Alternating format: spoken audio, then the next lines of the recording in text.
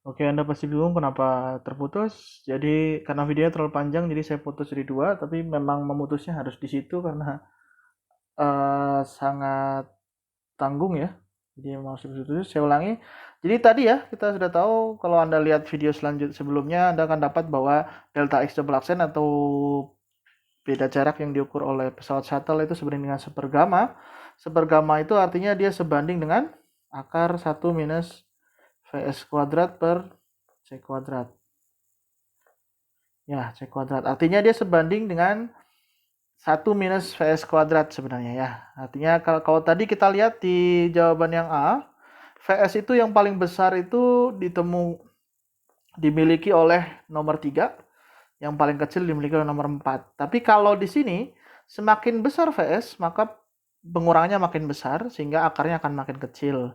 Sehingga untuk mendapatkan delta X yang paling besar ya, greatest risk, kita harus dapatkan yang Vs-nya paling kecil. Jadi kita balik saja untuk jawaban ini.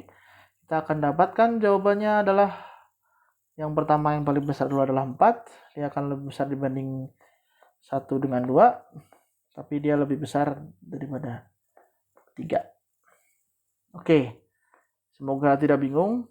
Nanti akan ada 2 part video nomor 2 ini ya. Mohon bisa dilihat semuanya. Hehehe. Nah, sekarang yang C.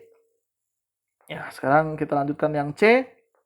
Yang C ditanyakan setiap starship atau setiap cruiser kapal besar itu mengirimkan signal atau cahaya kepada pesawat shuttlecraft atau center frekuensi F0 as measured as on board the starship.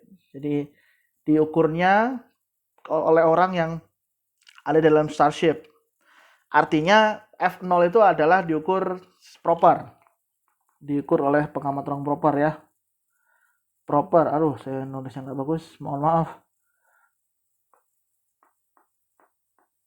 Proper, ya.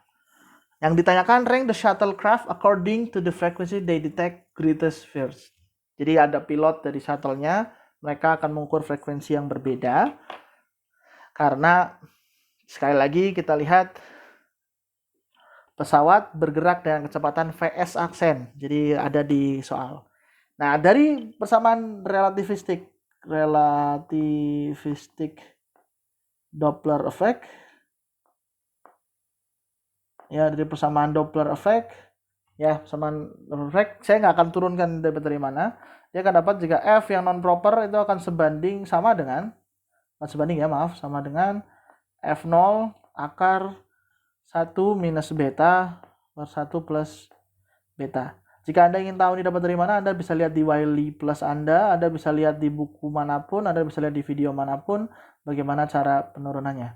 Dengan beta itu adalah perbandingan antara V dibagi dengan C. Nah, V untuk kasus ini adalah Vs aksen ya, karena kecepatan relatif antara shuttle dengan cruiser. Sehingga kalau kita mau hitung ya, kalau kita mau hitung dari satu, kita hitung nomor 1 misalnya ya. Kita punya Vs aksennya itu adalah 0,4 ya. Kita mau hitung 0,4 ya.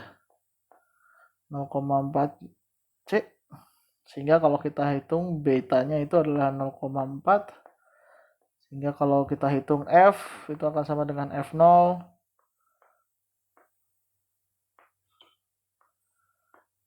akar 1 minus 0,4 1 plus 0,4 itu kita dapatkan dia 0,6 dibagi 1, 1, berapa di sini 4 juga ya.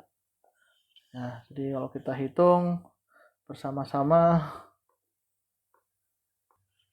ya 0,6 dibagi 1,4 itu kira-kira hasilnya kalau Anda bisa hitung, saya pakai kira-kira ya karena ada ini 0,65. Di F untuk nomor 1 itu 0,65 dari F0. Nah, kalau Anda hitung semuanya ya, Anda akan dapatkan urutan. Kalau kita mau cek ya urutannya dari yang paling besar ke yang paling kecil. Itu pertama yang paling besar adalah nomor 1, lalu kemudian dia lebih besar daripada nomor 4, lebih besar dari nomor 2, lebih besar dari nomor 3. Ya, Anda bisa hitung satu persatu dengan cara yang saya jelaskan di atas, dengan persamaan yang jalan di atas. Jadi kenapa bisa terjadi ada efek Doppler, sama seperti ketika kita membahas efek Doppler untuk cahaya. Sebelum ini, waktu itu kita belajar efek Doppler.